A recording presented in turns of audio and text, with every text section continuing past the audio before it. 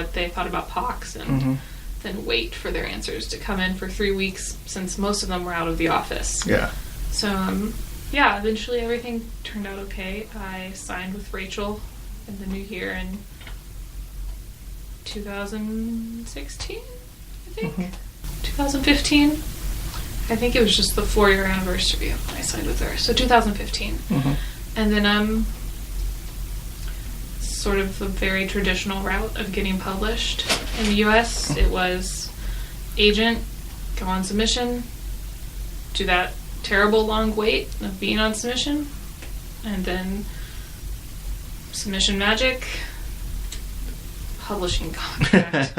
So Mask of Shadows and all my other books right now are published with Source Books Fire, which is technically an independent publisher, and it's not one of the big 5 as they're called, but it's very much it is one of the top 10 publishers in the US, and it does a lot of young adult, contemporary, and young adult fantasy, and they were just sort of starting their young adult fantasy line. Okay. Called Mask of Shadows. So they bought Mask of Shadows, the sequel, any other things related to Mask of Shadows, and sort of standard deal, and then a year later, Mask of Shadows came out. There you go. So, how did the... So did you intend it when you wrote it to be a duology? I did. I did a weird little dance with it. Wrote it to be a duology at first. Went on sub. This was when trilogies were super popular. So I rewrote an outline for it as a trilogy. And then Source Books, my editor, Annie, was like, we feel like it's better as a duology. Could you write us an outline for that? So then it went back to being a duology. So for about a 3-month period, all the characters had 2 very different endings that could happen to them. Okay. Yeah. It's interesting, because my brain immediately thought, obviously still think things come in trilogies. I didn't know that. Yeah, they were very popular. Duologies got very popular the last 2 years or so. Yeah. Well, that's interesting. How did knowing you had a duology, you obviously worked on Mask of Shadows, and you had some time with it when you were writing it to query and everything. Yeah. What was it like working on the sequel? It's terrifying. Terrifying? So the secret is, after you're on contract, you have no time to write the book and polish it. So Ruin of Stars, this was while I was in school going to workshop, teaching, and also writing Ruin of Stars. I think I ended up writing it in like the span of a month or so. Yeah. And then going through all the rewrites and revisions and editing. So like there was a period of 4 months where it was just sort of this terrible realization of like, oh, this is it. This is the book. I don't get months to work on it like I did Mask of Shadows. So yeah, it's a lot different after being contracted. Yeah. So let's talk about your... I want to come back a little bit about... Did I not include... Yeah. I want to circle back around to a little bit on your upcoming book, Belle Revolte. So it's not connected to Mask of Shadows at all. No, it's completely new. And so what do you describe it as inspired by France? Yes. So what does this mean, and where did it come from? So it's pitched as a loosely French-inspired fantasy world in which 2 girls have to stop a war and terrible magic by starting a revolution, basically. It's very French. It's very French. My inspiration for it to be French is more of the feeling of France, and less so the stereotypical things Americans think. Oh, so there's not going to be like mimes or like Jerry Lewis movies or anything? Tons. Oh, fantastic. No, it was sort of like I took a history class, but I also just like history, and France has always had a bunch of very interesting and also singular things happen over the course of its histories, like particularly during the Reformation. It's one of the only countries where Catholicism air quotes, won, Yeah. and the Reformation didn't take hold. And that's very interesting, but like, you have all these different historical figures that sort of sacrificed their own futures and their own desires to say, let's keep France together instead of just tearing it apart. And it's like, I think the quote is, Paris is worth a mass. And then you also had a bunch of terrible things that happened over the course of this time, like the affair of the placards, which led to the St. Bartholomew's Day massacre, I believe. And then it's just, you see over and over a bunch of people banding together to make sure that the French people themselves aren't destroyed when terrible things happen. And so that sort of sense of, oh, this is stereotypical, but fraternity is what I was sort of loosely basing it on. Yeah. When people think of fantasy, they think of medieval fantasy. It's kind of a stigma that the genre both is kind of dealing with right now, trying to get away from, but also embraces in some ways. I know yours don't strictly follow a medieval fantasy form as much. Yeah. Is this going to be a bit closer to that, or you're talking about sort of like a 15th, 16th? Okay. But there's magic and a bunch of different histories, so it's not the same.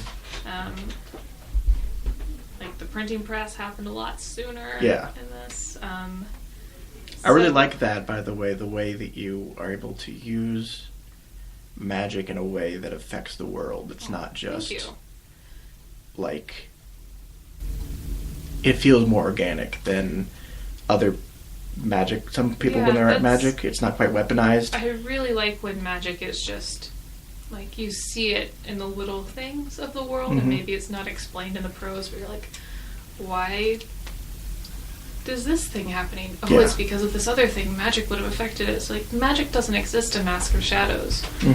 And that's the whole point of the plot. So they went from being a highly magically technical society to nothing. Yeah. And so exploring that was really exciting, but I like it when magic is very ingrained with the world. So like the magic in Beau Revolté is very different from Mask of Shadows. It exists, first off, but it's also had different effects in different parts of life, and how this specific country explains what magic is and where it comes from is very different. It's also nice in that even as you do that, you don't get too caught up in the magic. You don't focus too hard on creating this complex, mathematically sound magic system that a lot of fantasy authors are fun to attract of, I think. Oh, which I do have pages of all the magical theory. Yeah. But it's not going in the book. You don't spend the... Yeah. I will... One of the characters wrote a book about it, and the title of that book is in the book, and they will read their own book. Will not be in the prose. No one needs to. And that's always, when I talk about writing novels, I always talk about it's important to... You need to make sure you know everything about the book. Yes. But your reader does not. You need to pull back really heavily of like 20% of your world building shouldn't be in there. So like for Mask of Shadows, there are a bunch of little things. I sometimes wish I'd explain more in Mask of Shadows, but there were just a bunch of little things that affected stuff. Like you don't bow with your feet together. Yeah. Because back in the day when magic was real, that could have been very dangerous. So like there are tons of holdovers and things that I think you can just sort of show and then never really explain, and I like trusting the reader to catch on to it. So what was it like shifting from your duology of Mask of Shadows, which you're done with, as you say, into creating this new one?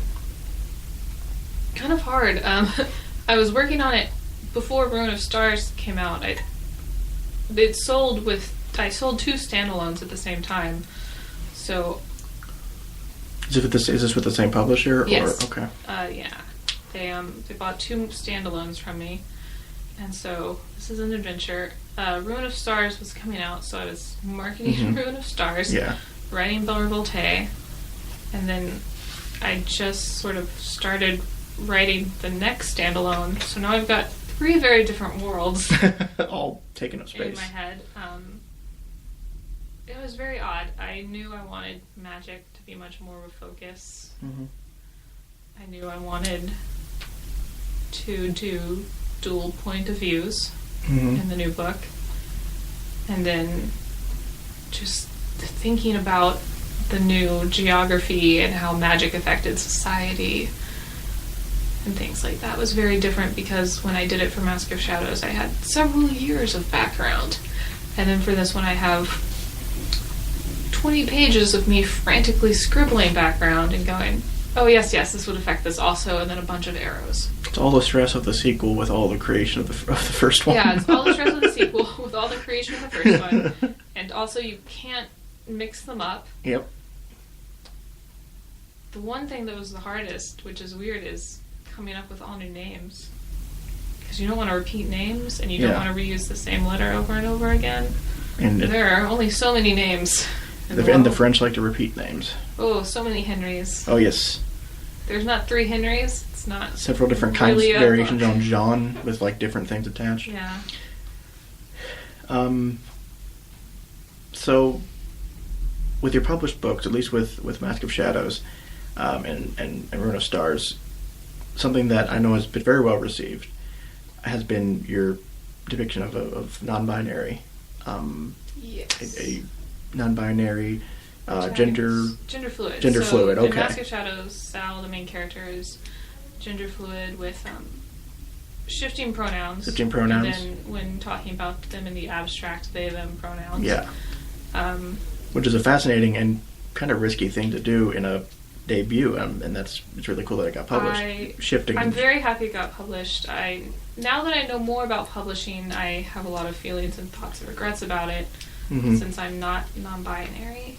And whether it was my lane to write it in, which is why none of my future main characters will be non-binary, as of right now. So that's interesting.